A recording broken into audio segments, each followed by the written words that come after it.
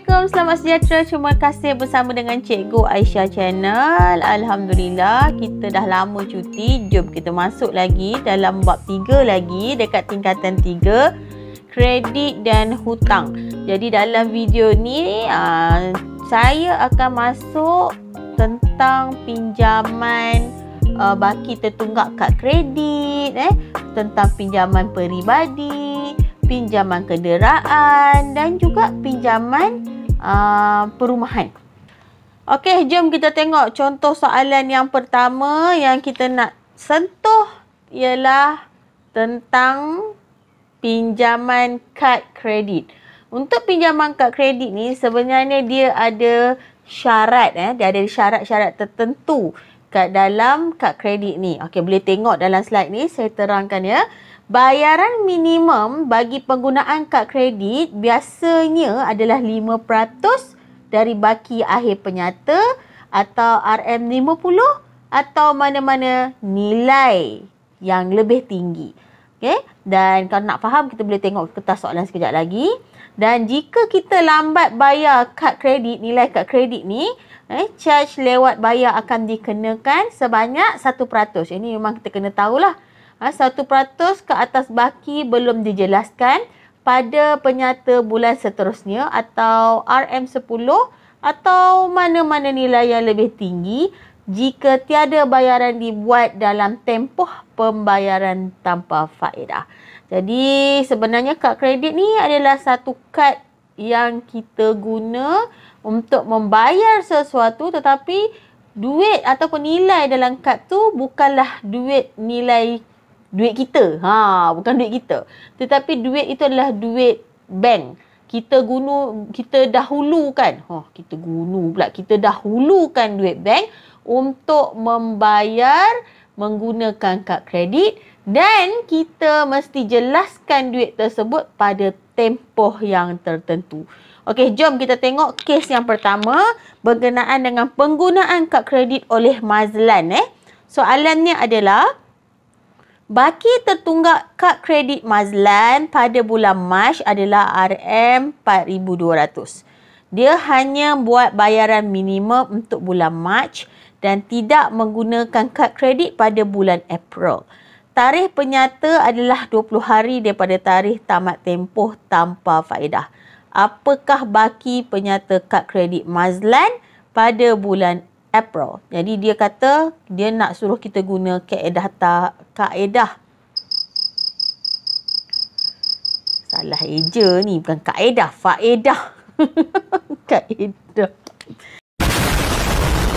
Jeng is F. Faedah tahunan 15%. Jadi first kali kita kena tengok apa nilai minimum. Jadi, pertama sekali kita kena kenal pasti dulu tentang bayaran minimum lah. Difahamkan Mazlan ni dia buat bayaran guna kad kredit dan sepatutnya dia kena jelaskan lah nilai yang dia dah gunakan tu. Tetapi dia tak jelas sepenuhnya. Dia buat bayaran yang paling minimum. Kalau kita guna kad kredit, kita diberi pilihan sama ada jelaskan semua sekali ataupun jelas sekurang-kurangnya pada nilai yang tertentu lah. Nilai yang sekurang-kurang tu kita panggil nilai yang paling sikit, nilai minimum. Kalau kita tak bayar langsung kad kredit, memang kita kena charge. Kena charge, tak dibayar lah. Kita kena penalty, ada bayaran sikit kat sini. Tapi dalam kes ni, Encik Mazlan dia membuat bayaran minimum. Jadi berapa bayaran minimumnya? Okay, ini dia kata bayaran minimum. Kalau kita tengok daripada penyataan dalam slide yang lepas, bayaran minimum kad kredit biasanya adalah 5% dari baki akhir penyata. Jadi, kita tengok bayaran minimum dia. Kita tulis kat sini lah. Bayaran minimum adalah, yang ni memang kita memang dah kena tahulah, 5%. Jadi, berapa dia punya penggunaan pada kad kredit? RM4,200. Jadi, kita darab lah. RM4,200. Jadi, kalau kita nak kira bersamaan dengan 5% darab dengan RM4,200. Jawapannya berapa? Dan kita check. Saya sukalah pakai kalkulator ni walaupun kalkulator ni dah uzur. Saya ada kalkulator baru tapi saya suka sebab bila saya tengok dalam video ni dia punya skrin ni lebih besar kan. Jadi saya suka pakai kalkulator ni.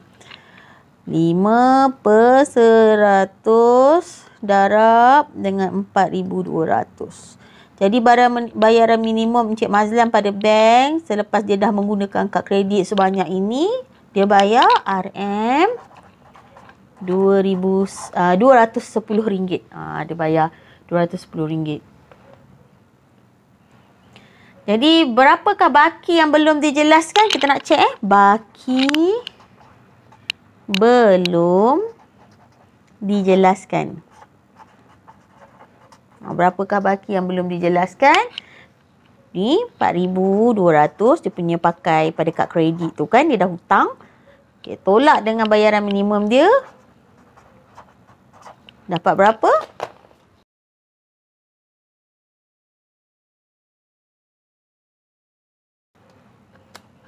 RM3990.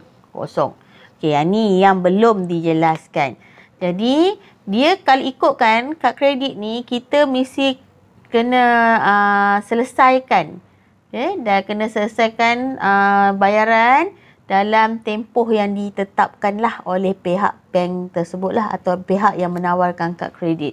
Jadi secara umumnya memang tempoh yang dikenakan charge kewangan kalau kita bayar lebih daripada 20 hari memang kita kenalah. Jadi dari sini kita tengok tempoh dikenakan charge keuangan. Okay, memang selalunya bank diorang pakai 20 hari. Iaitu bersamaan 20/365. Kita kira dapat berapa. Yang ni nilai ni kita masuk dalam faedah yang dikenakan.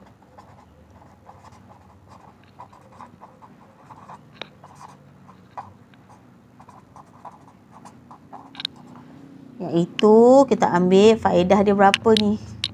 15% lah darab dengan ini baki dia dengan tempoh dia kenakan charge keuangan 20 hari darab dengan 20/365. Okay, kita tekan kalkulator, kita dapat berapa lah ni?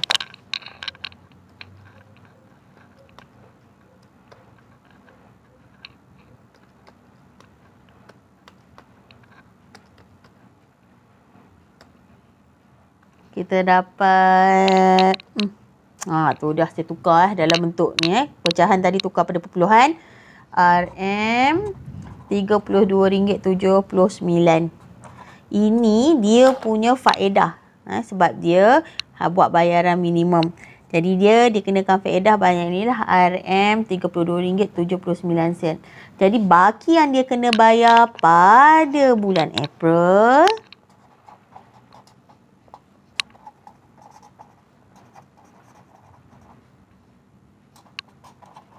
adalah kita tambah je. Yang ni baki duit yang belum settle tadi selepas bayaran minimum, tambahlah dengan faedah yang extra charge sebab dia lambat kan. Jadi bertambah sebanyak kita kira 3990 tambah 32.79.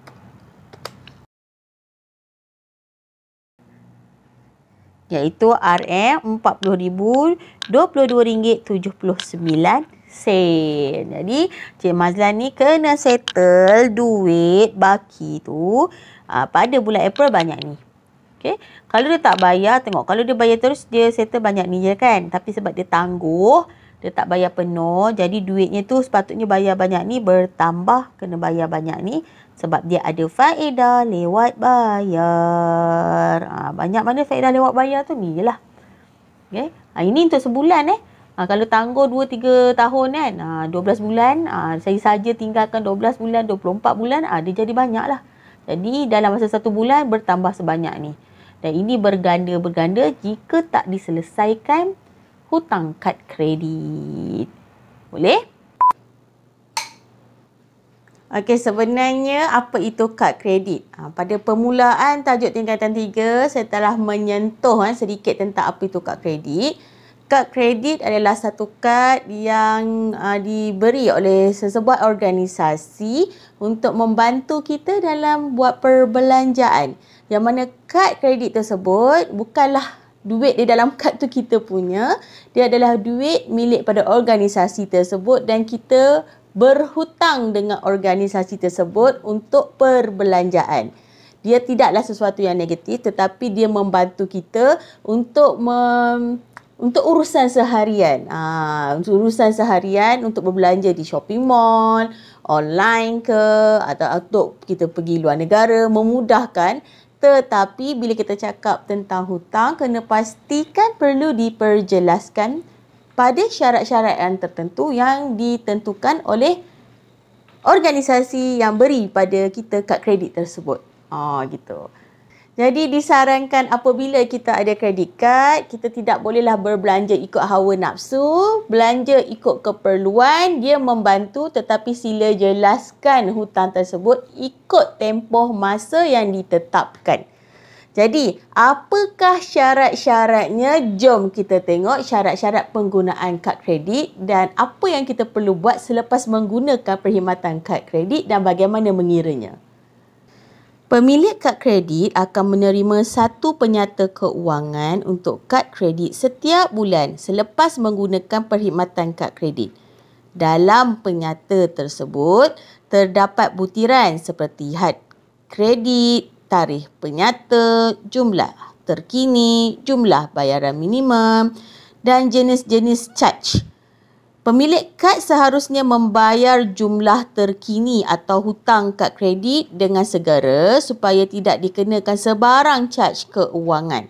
Tetapi bank memberi kelonggaran dengan membenarkan pengguna membayar dalam suatu tempoh tertentu yang dikenali sebagai tempoh tanpa faedah. Biasanya tempoh ini adalah selama 20 hari mulai daripada tarikh penyata. Untuk menikmati keistimewaan ini setiap bulan, pemilik kad kredit harus menjelaskan semua baki akhir penyata kad kredit atau membuat bayaran minimum dalam tempoh tanpa faedah. Bayaran minimum biasanya adalah 5% daripada jumlah baki akhir kad kredit atau minimum RM50. Jika masih terdapat baki daripada jumlah terkini selepas tamat tempoh tanpa faedah, charge keuangan atau faedah akan dikenakan ke atas baki tersebut dalam kadar harian. Kebanyakan bank mengenakan kadar faedah tahunan di antara 15% hingga 18%. Jika tiada sebarang bayaran dibuat pula dalam tempoh tanpa faedah, maka ada tambahan charge iaitu charge bayaran lewat minimum RM10 atau 1% daripada jumlah baki belum jelas pada tarikh penyata bulan seterusnya yang akan dikenakan. Baiklah, jom kita lihat macam mana kita nak mengira dua situasi dalam penggunaan kad kredit. Alright, dekat sini kita nak tengok contoh yang seterusnya berkaitan dengan kad kredit juga. Jom kita tengok. Penyata kad kredit Ali pada bulan Mei adalah RM6,000. Dia tidak membuat bayaran minimum pada bulan itu dan dikenakan charge lewat bayar. Tidak membuat bayaran. Tadi buat bayaran minimum. Ni tidak membuat bayaran minimum. Okey. Dan dia kena, bila dia tak buat bayaran minimum, dia dikenakan charge lewat bayar lah kan. Jadi, tarikh penyata ialah 15 hari. Tadi tarikh penyata kita tu 20 hari. Sebab tu kita buat tempoh yang dikenakan charge keuangan tu 20 hari. Sebab dia tak nyata kat sini, jadi kita anggar dia 20 hari lah. Ini secara umum. Tetapi kalau soalan dia cakap tarikh penyata 15 hari, maka 15 hari. Oh, kat sini dia tulis. Tarikh penyata kat sini dia cakap tarikh penyata ialah 15 hari dari tarikh tamat tempoh tanpa faedah. 15 hari. Dekat sini dia tulis berapa? 20 hari. Ni 20 hari. Nampak ni. Ni kat sini 20 hari. Okay. Kat sini 15 hari. Jadi sekejap lagi kena ubahlah sikit nilai tu. Dari tarikh tamat tempoh tamat tempoh tanpa faedah. Dan dia tidak berbelanja pada bulan Jun. Apakah bagi penyata kad kredit ahli pada bulan Jun? Faedah tahunan dia 18%. Ini 18%. Tadi dia bagi berapa? 15%. Jadi jom kita tengok. Jadi kita kena cek dulu berapakah dia punya baki yang belum dijelaskan. Okey, tadi kita tengok ada bayaran minimum kan? Kat sini tak ada bayaran minimum. Jadi kita cek adalah baki belum dijelaskan. Okay, baki yang belum dijelaskan, ni lah dia. Sebab dia tak bayar lagi ni kan. So, RM 6,000. Ya. Dan tempoh yang dikenakan charge keuangan tadi 20 hari. Tempoh yang dikenakan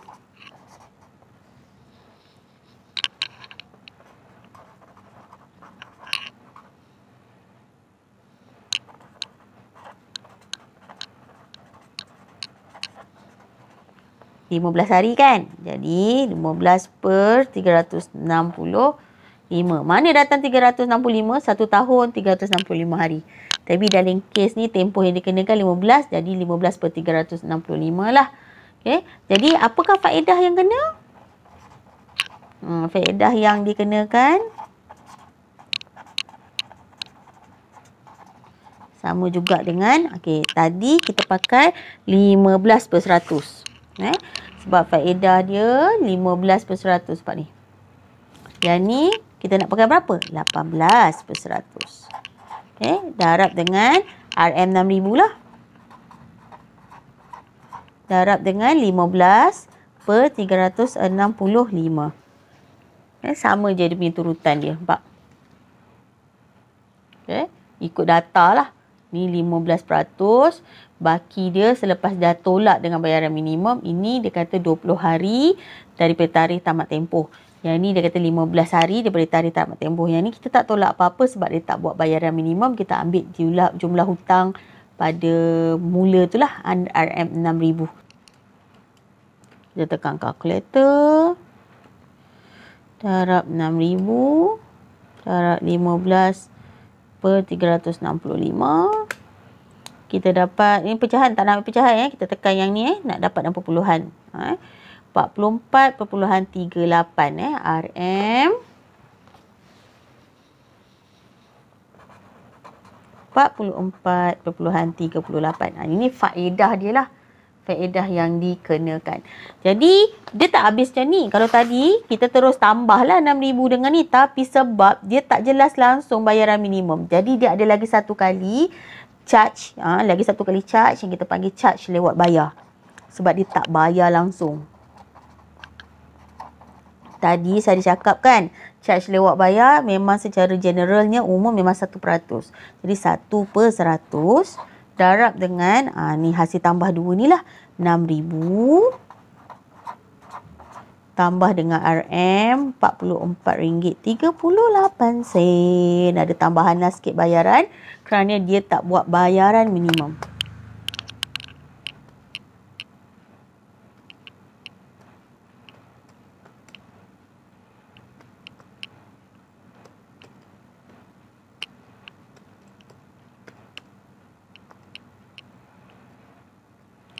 Kita dapat bayaran charge lewat bayar. Ada tambahan lagi lah. RM60.44. Tambahan ekstra.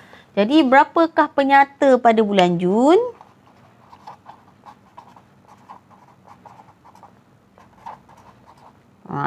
Ada apa tu? 3 kali lah. 3 benda lah. 3 item kita nak tambah.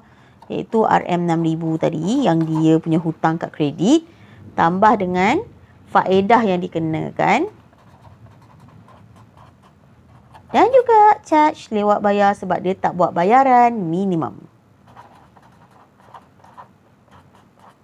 Kita tekan kalkulator.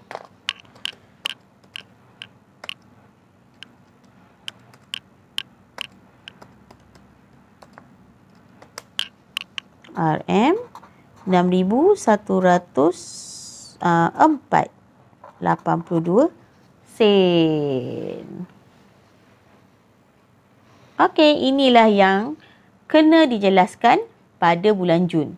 Jadi kalau kamu lihat perbezaan dua contoh yang saya berikan, yang ini adalah kes yang dia buat bayaran minimum, iaitu bayaran minimum sekurang-kurangnya 55%. Yang ini memang dah umum, ya. Jadi kita kiraan dia, kita hanya tambah dua sahajalah. Dia punya bayaran hutang selepas tolak dengan bayaran minimum dan juga faedah yang dikenakan, ya. Seterusnya adalah contoh yang kedua, saya tunjuk contoh penyata kad kredit Ali yang mana dia tidak langsung buat bayaran minimum, yang mana dia kena kira lah baki yang belum dijelaskan RM6,000. Dia kena kira faedah 15 hari tu, selepas 15 hari tu dia punya faedah yang dikenakan, dan last kali ialah charge lewat bayar. Ada extra, ada 3 lah item yang nilai yang dia kena tambah, dan penyata bulan Jun dia akan bertambah sikit lah, bertambah RM104.82 berbanding dengan mula-mula dia hutang tu. Okey? Boleh? Alright, rasanya tak kat sini saja video untuk kali ini. Saya nak terangkan tentang matematik pengguna bahagian penggunaan kad kredit, dan nantikan video yang seterusnya dalam bab yang sama, dan kali ini saya nak terangkan berkenaan dengan pinjaman peribadi dan juga pinjaman kenderaan serta pinjaman perumahan. Okey, salah silap saya minta maaf. Boleh follow saya punya Telegram dan nantikan video seterusnya, dan ajak kawan-kawan belajar bersama-sama supaya lebih mudah faham. Kalau tak faham, boleh bincang kawan-kawan.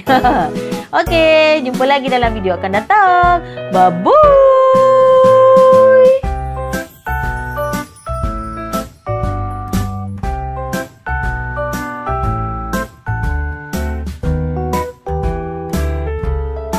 Cikgu Aisyah Channel.